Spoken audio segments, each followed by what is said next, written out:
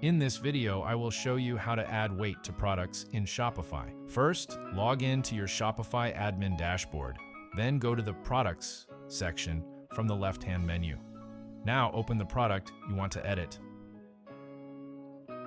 Once the product page loads, scroll down until you find the Shipping section. Here, make sure the option "This is a physical product" is checked. After that, you'll see the option to add weight.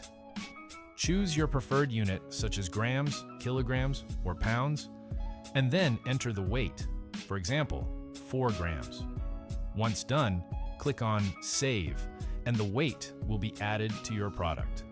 Now, if your product has multiple variants, the process is very similar. Go back to the Products section and open a product with variants. Then, repeat the same process for each variant by setting the correct weight and saving the changes. That's it. This is how you can add weight to both individual products and product variants in Shopify. If you found this video helpful, subscribe to our channel.